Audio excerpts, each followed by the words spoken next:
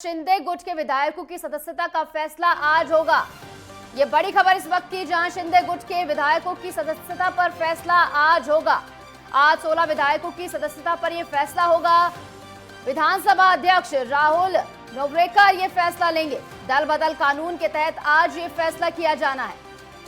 मुंबई से इस वक्त की बड़ी खबर हम आपको लगातार बता रहे हैं, जहां शिंदे गुट के 16 विधायकों की सदस्यता पर यह फैसला होना है। आज विधानसभा अध्यक्ष राहुल नार्वेकर ये फैसला सुनाएंगे और दल बदल कानून के तहत आज ये फैसला होना है।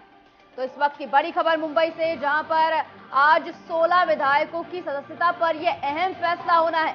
विधानसभा अध्यक्ष राहुल नार्वेकर इस पर फैसला लेंगे और दल बदल कानून के तहत आज ये फैसला लिया जाना है। आपको बता दें कि महाराष्ट्र के मुख्यमंत्री एकनाथ शिंदे और उनके समूह के 16 विधायकों की अयोग्यता पर यह बड़ा फैसला।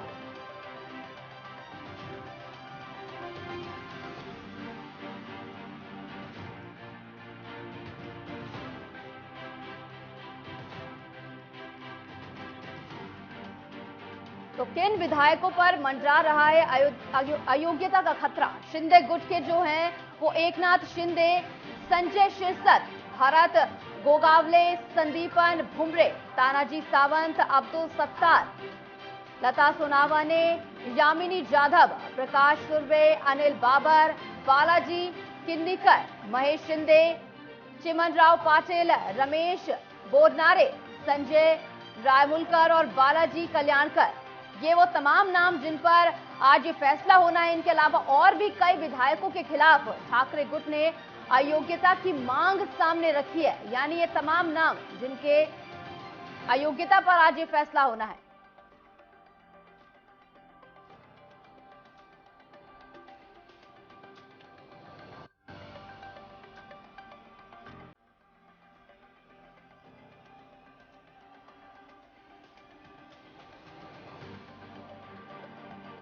तो यानी आज अहम फैसला होना है। इस खबर पर ज्यादा जानकारी के लिए जुड़ गए हैं हमारे ब्यूरो चीफ विनोद ओझा।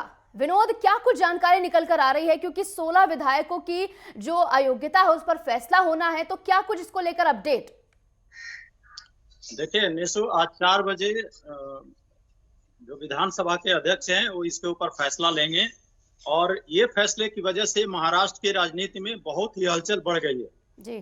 क्योंकि जो अयोग्य घोषित हो सकते हैं उसमें मुख्यमंत्री का भी नाम है, इसलिए अहम हो गया है।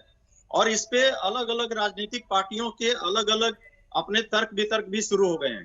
कल डिप्टी सीएम अजीत पवार और देवेंद्र फडणवीस दोनों ने मुख्यमंत्री से भेंट की, उनसे चर्चा की, क्योंकि एक बहुत बड़ा ये फैसला आने वाला है, ये छोटा मोटा फैसला नहीं है और राज्य में इसका बहुत बड़ा असर पड़ सकता है। योग्य होंगे तभी, अयोग्य होंगे तभी। एक चीज तय है कि अगर अयोग्य घोषित होते हैं तो सरकार पे बहुत बड़ा कोई असर नहीं पड़ेगा, क्योंकि अजीत पवार का गुट ऑलरेडी सरकार में शामिल है, तो सरकार को कोई खतरा तो नहीं है।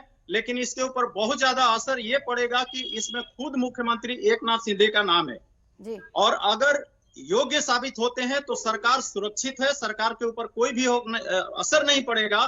लेकिन जो विपक्ष के लोग हैं वो सुप्रीम कोर्ट जा सकते हैं और इसमें दोनों में पॉसिबिलिटी है कि चाहे अयोग्य घोषित हो या योग्य घोषित हो, दूसरा जो पक्ष होगा वो सुप्रीम कोर्ट जरूर जाएगा, क्योंकि सुप्रीम कोर्ट के डायरेक्शन में ये जो भी फैसला आना है वो फैसला आएगा। दूसरी चीज ये है कि अभी जो विधानसभा के अध्यक्ष है नार्वेकर, वो मुख्यमंत्री से मिले थे, उसके ऊपर भी उद्धव ठाकरे ने ये कहा था कि जो लोग अयोग्य घोषित होने वाले हैं उनकी भाषा में ये था कि ये लोग अपराधी हैं और इन लोगों से अगर विधानसभा अध्यक्ष मिल रहे हैं ये अच्छी बात नहीं है। लेकिन उन्होंने ये कहा था विधानसभा अध्यक्ष ने कि ये ऑलरेडी पहले से तय था, हमारी मुलाकात तय थी और उस सिलसिले में हम लोग मिले हैं। इस जो फैसला आने वाला है इस फैसले से इसका कोई लेना देना नहीं है। अलग अलग राजनीतिक पार्टियों के जो बड़े बड़े नेता हैं ऑलरेडी इसके ऊपर कमेंट कर रहे हैं और जो विपक्ष है, विपक्ष तो पहले से कहते आ रहा है कि जो विधानसभा अध्यक्ष का फैसला आएगा वो उनके अपने पार्टी के पक्ष में होगा। मतलब जो विधानसभा अध्यक्ष का फैसला होगा उसके ऊपर विपक्ष पहले से ही नाराजगी व्यक्त कर रहा है। जी, जैसा कि डिप्टी सीएम देवेंद्र फडणवीस ने कल ही कह दिया था कि जो भी फैसला आएगा उससे हमारी सरकार पर कुछ असर नहीं पड़ने वाला है, हमारी सरकार स्थिर रहेगी। तो क्या ये ओवर कॉन्फिडेंस जो देखा जा रहा है या किस तरीके से इसको देखा जा रहा है, क्योंकि पहले से ही आप ये कह रहे हैं कि फैसला कुछ भी आए हमारी सरकार स्थिर रहेगी। देखिए, ये जो भी सरकार चलती है नंबर का गेम है जी। वो नंबर सरकार के साथ में है, नंबर देवेंद्र फडणवीस के साथ में है, क्योंकि अजीत पवार का गुट ऑलरेडी आज सरकार में है। लेकिन इसमें यह चेंज होगा कि अगर जो 16 विधायक अयोग्य होते हैं तो मुख्यमंत्री एकनाथ शिंदे फिर से मुख्यमंत्री नहीं रहेंगे, उनको इस्तीफा देना होगा और इस राज्य का दूसरा कोई मुख्यमंत्री आएगा। बस इससे ज्यादा कुछ फर्क नहीं पड़ेगा। और देवेंद्र फडणवीस जो बोल रहे हैं वो ओवर कॉन्फिडेंस इसलिए है कि उनके पास नंबर गेम है, उनके पास बहुमत है। तो सरकार बहुमत से बनती है और बहुमत से गिरती है, तो बहुमत है उनके पास, इसलिए देवेंद्र फडणवीस का ऐसा वक्तव्य आ रहा है। और अजीत पवार जब तक सरकार में है तब तक ये नंबर गेम देवेंद्र फडणवीस के साथ में है। अगर वो कोई अलग फैसला लेंगे तो अलग बात हो। जी, जैसे कि आप बता रहे थे कि राहुल नार्वेकर ने शिंदे से मुलाकात की, मुख्यमंत्री से मुलाकात की, इसको लेकर वो शरद पवार भी सवाल उठा रहे हैं कि जिस तरीके से मुलाकात की गई है फैसले से पहले, राहुल नार्वेकर को अपनी छवि का ध्यान रखना चाहिए, क्योंकि उससे पहले मुलाकात करना ही दिखाता है कि उनका फैसला कहीं एक तरफ डाइवर्टेड ना चला जाए।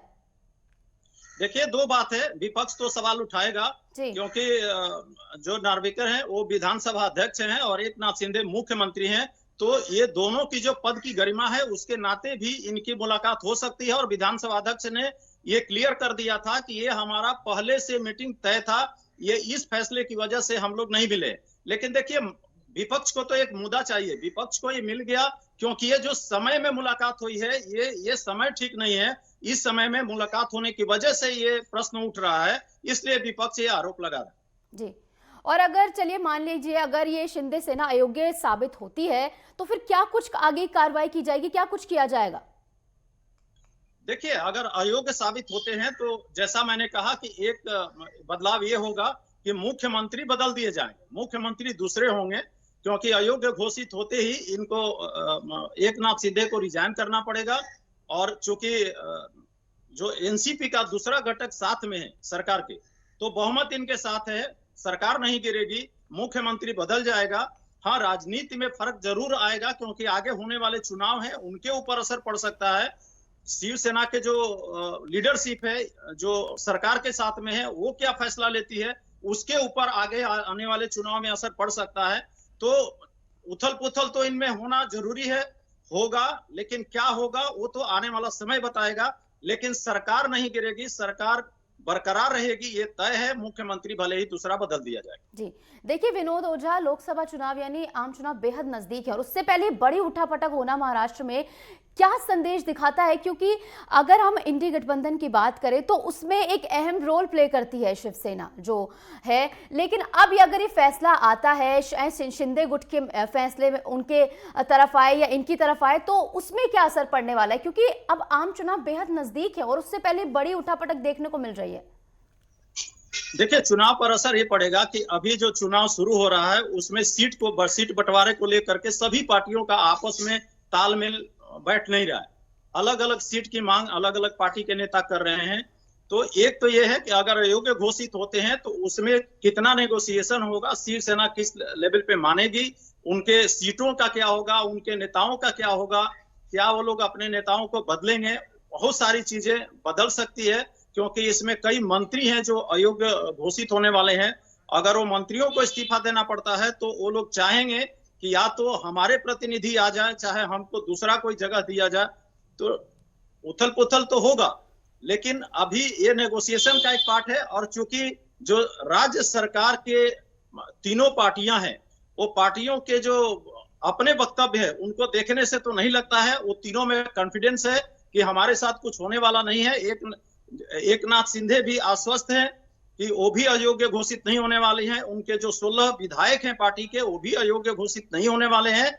लेकिन 4 बजे जब आज ये निर्णय आएगा, विधानसभा अध्यक्ष जब निर्णय सुनाएंगे, उसके बाद क्या होता है, अयोग्य घोषित होते हैं नहीं होते हैं, उसके बाद जो ये राजनीतिक जो उठापटक है ये स्पष्ट हो जाएगा। और जो वक्तव्य विपक्ष के लोग दे रहे हैं वो कितना सही है, क्या ये जो मुलाकात जी हुई है, क्योंकि देखिए कल भी मुख्यमंत्री के साथ दोनों उप मुख्यमंत्री मिले हैं, उनकी भी मीटिंग हुई है। जी, यानी कि आज ये बड़ा मुख्यमंत्री के फैसला साथ होने वाला है कि इन 16 विधायकों की अयोग्यता पर ये बड़ा फैसला होने वाला है। बहुत बहुत शुक्रिया विनोद ओझा आपका जानकारी के लिए।